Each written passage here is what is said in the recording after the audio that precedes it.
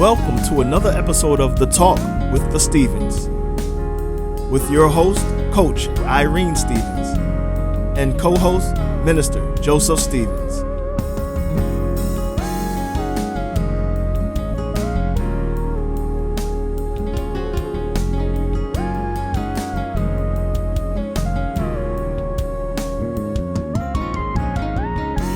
Everybody. Good evening. Happy Friday to you. Yes.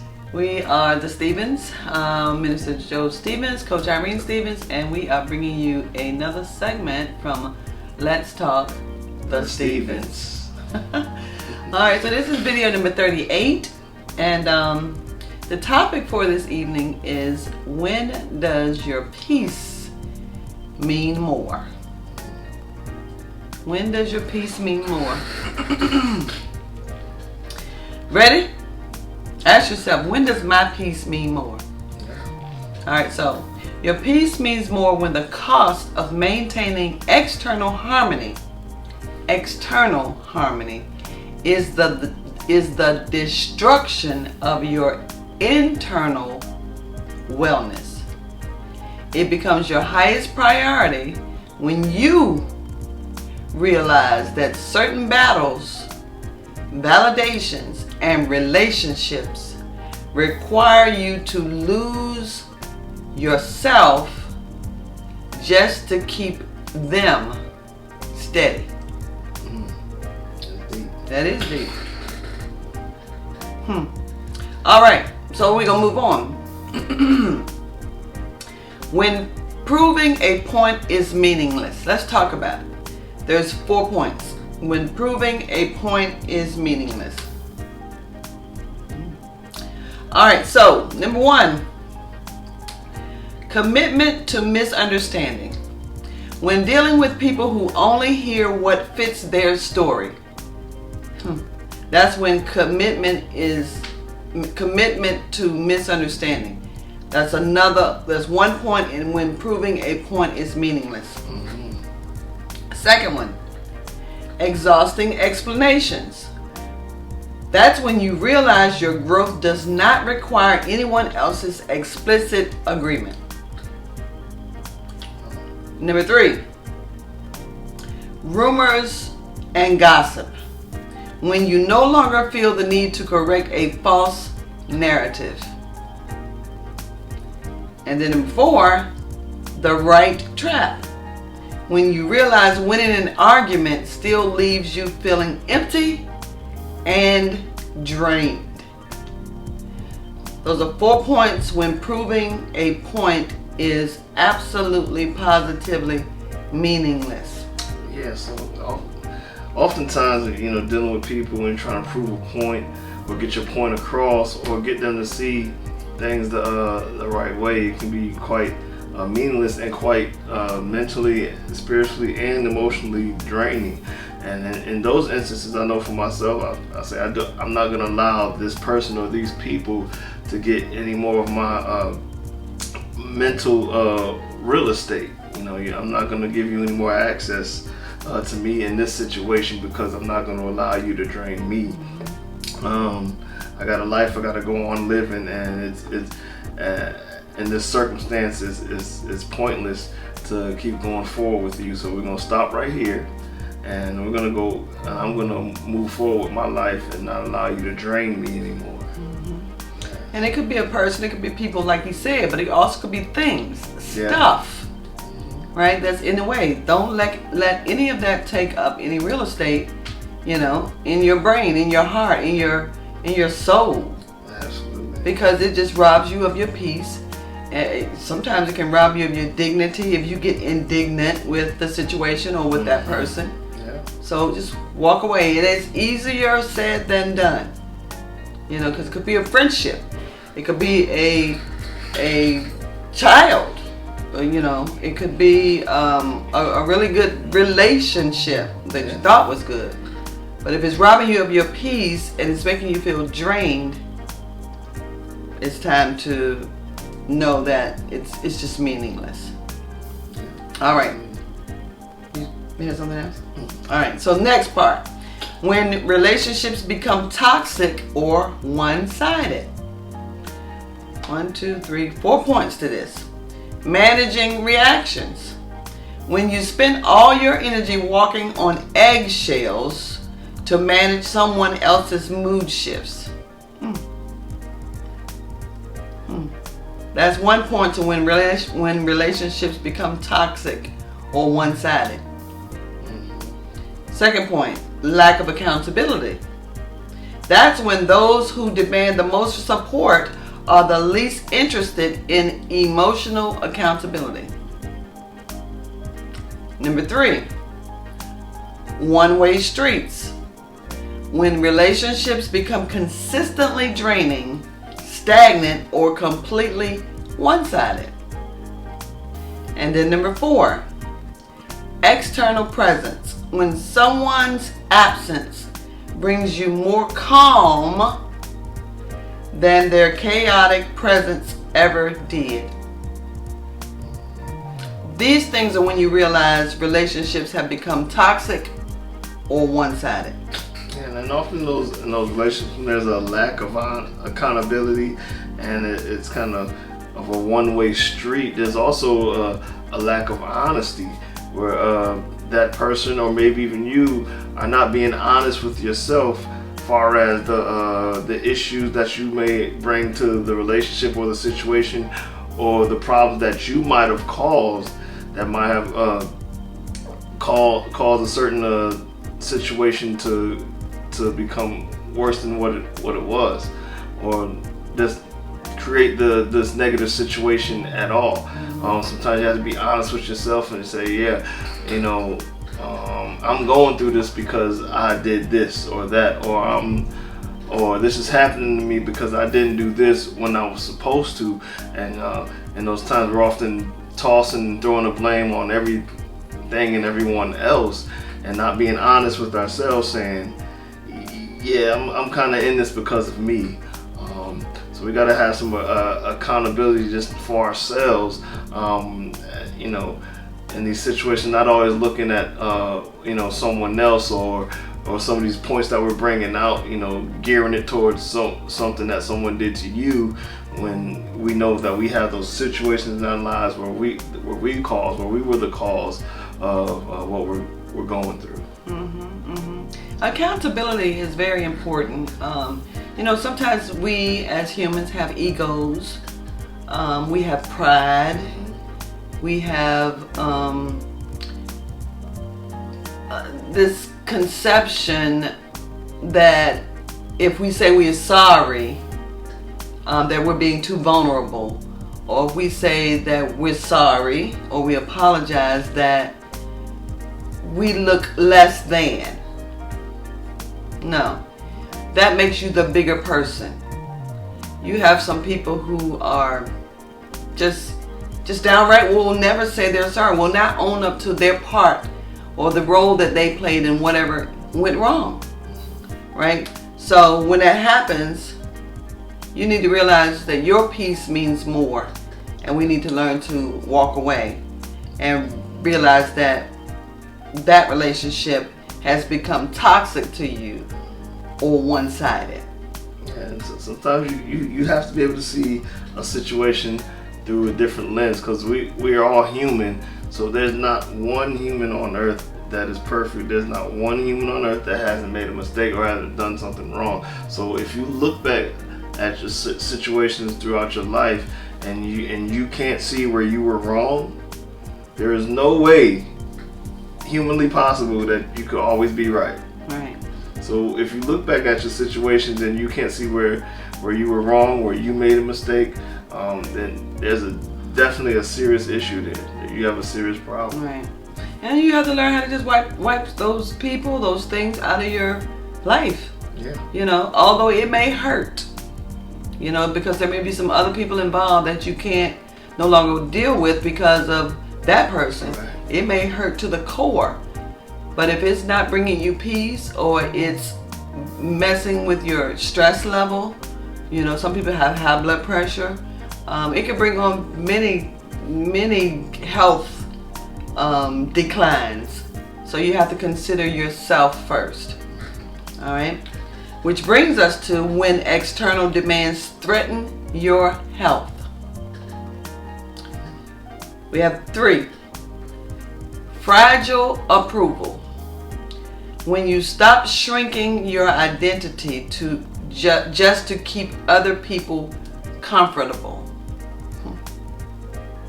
You don't even know who you are, but everybody else is walking around just as comfortable.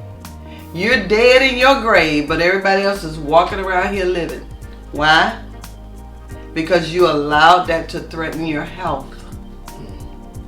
Number 2, the hustle trap. Hustle, hustle trap. When you choose mental clarity and good sleep over endless stress and positions of power.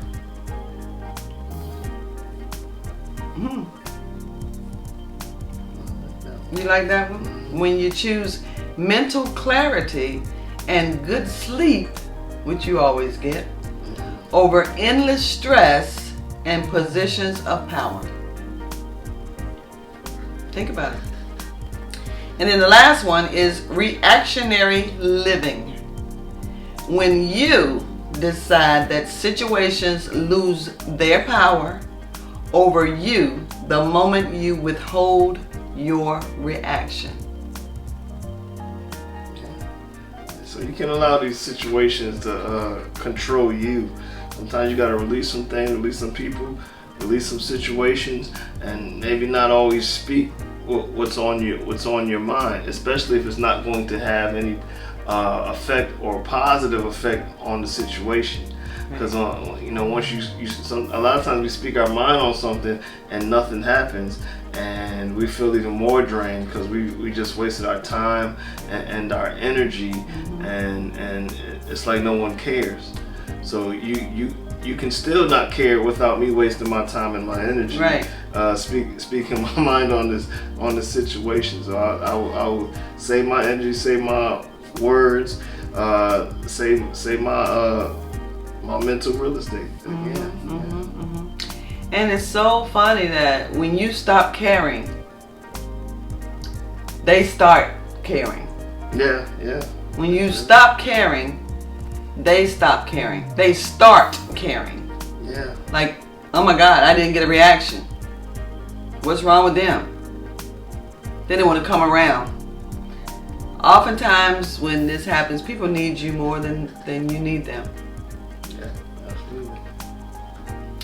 And you need your peace and you need your good health more than you need somebody always or some things always heavily weighing on your mind. All right, so has this ever happened to you before? No, I'm pretty good at I can't recall the time right now, but I'm pretty good at not allowing myself to get lured into those type of situations, because I can sense when my words are not gonna have effect, and I'm already an introvert, so I'm not really into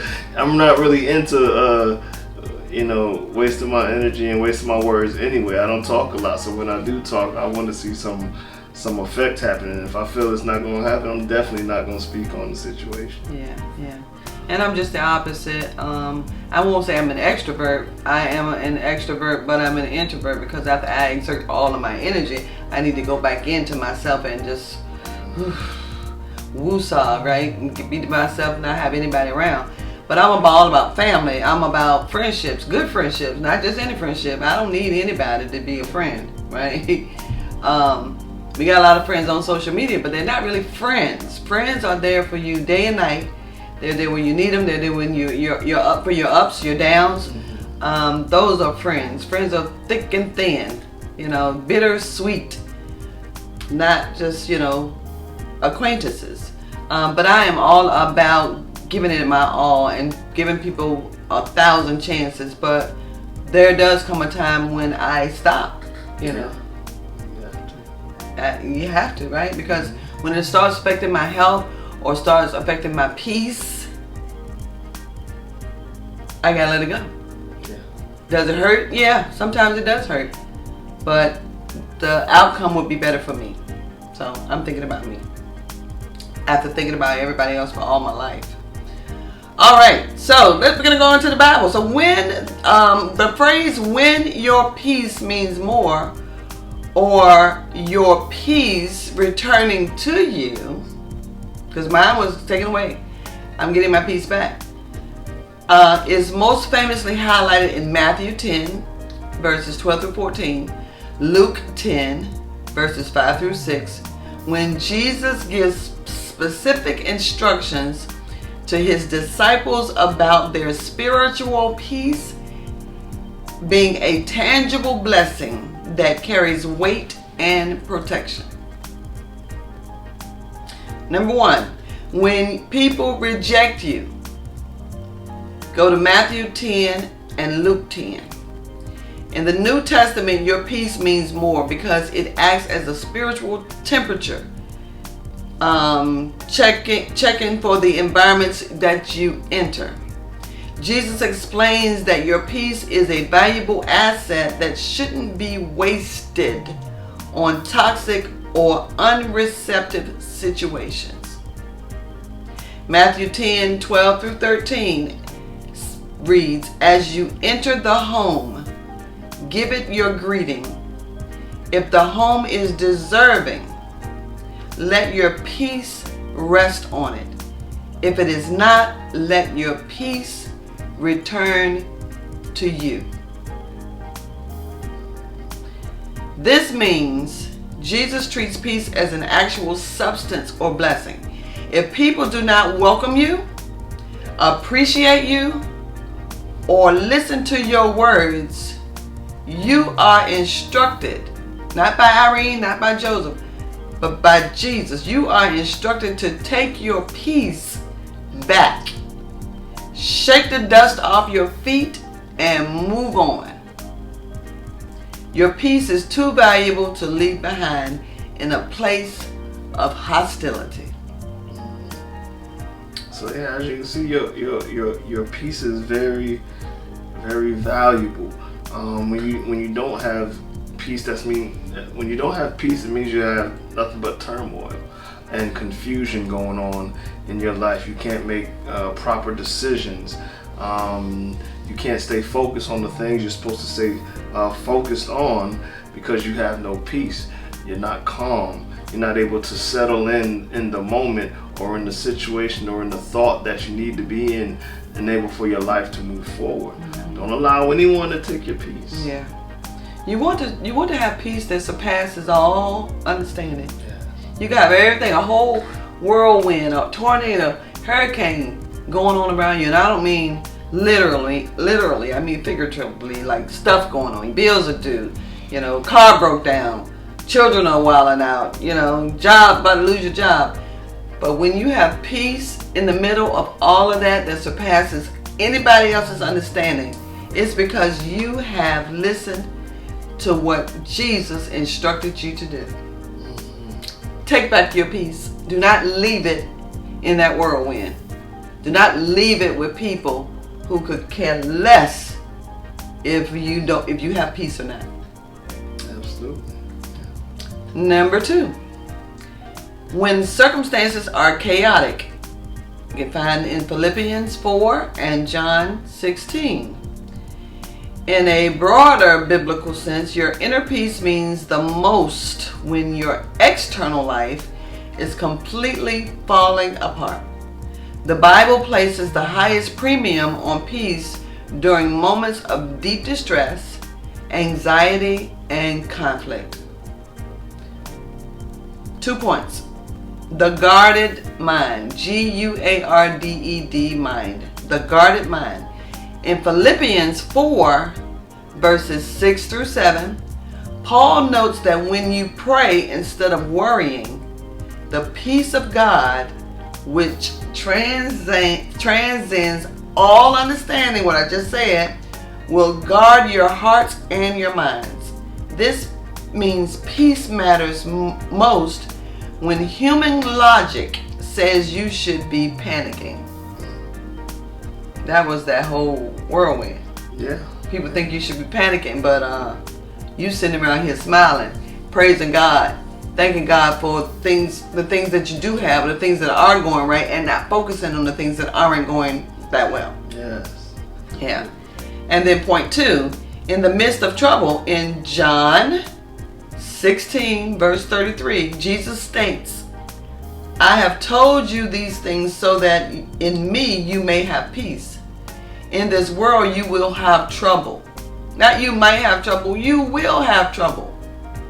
But take my heart. I have overcome the world. True biblical peace, shalom, is not defined by the absence of a storm, but by a calm heart. Calm heart in the absolute middle of it. So the storm doesn't have to be absent. You can be right there. But if you have a calm heart right in the middle of that storm, that's peace. And it's a peace that people just won't understand. Absolutely. So, keep your heart and mind stayed on Jesus. We know we're going to go through things in this world that we have no control over. And in those times we have to know, especially as Christians, we have to know that even though we don't have any control over or say so over, God does. So you have to lean and depend on your Lord and Savior. Lean not to your own understanding. Sometimes we don't know why people do what they do. We don't know why people act the way they act. We don't know why things happen the way they happen. But God does. So don't lean to your own understanding and try to figure them out. Just cast it on over there to the Lord. Yes. He's already figured it out. He knew it was going to happen before it happened. Right? Very last point, number 3, and then we're done. When making difficult decisions, this can be found in Colossians 3. Your peace also carries immense weight when you are trying to figure out the right path to take in life. So the inner umpire. So in Colossians 3 verse 15, it commands, let the peace of Christ rule in your hearts. The Greek word for rule refers to acting as an arbiter or an umpire. The meaning, when making hard choices, the presence or sudden absence of God's peace acts as the ultimate deciding factor to tell you whether to move forward or to stop. So that's that inner umpire. Like I said, the word says that the peace of Christ rule in your heart. And many times when we're going through the situations, even in our carnal mind and in our natural life, people are doing things or saying things just to get a rise out of you. And when they don't get a rise out of you, they get angry, they get annoyed because they don't understand that. The same thing with Satan. He's doing things to try and get a rise, to try and get a reaction out of you, because when he gets that reaction out of you, you're no longer focused on Jesus. Right. You're focused on trying to retaliate against the enemy, and that battle is not ours in the first place. So let him do what he's going to do, and God's going to handle that. And let these people do what they're going to do. Don't give them no energy, don't give them no time. Yeah. Don't give them your peace. Exactly. Easier said than done, because some things that are done, some things that are said, they deserve retaliation. Yes. But you got to think first. Absolutely. What does the Bible say? Turn the other cheek, right? Someone may say, if I turn the other cheek, somebody's going to hit me on the other cheek. I'm tired of turning my cheeks. Right? But we have to think first. What would the outcome be? What would we have proven if we retaliate? What will we have proven if we keep arguing back and forth? What will we have proven if we put hands on them? Absolutely. Someone could get hurt. Someone could end up really hurt. Someone could end up in jail. People call the police on you in a minute, and they are just as wrong as 2 left shoes. You know, and we've all seen that where there was an innocent person that went to jail because someone else started something. That was all the time. All the time. So choose that inner umpire and know when your peace means more than the alternative. Yes. All right? I think that's everything. I think that's everything. Thanks again for watching. If you have any questions, please reach out to us. And we hope you will have a wonderful weekend. God bless.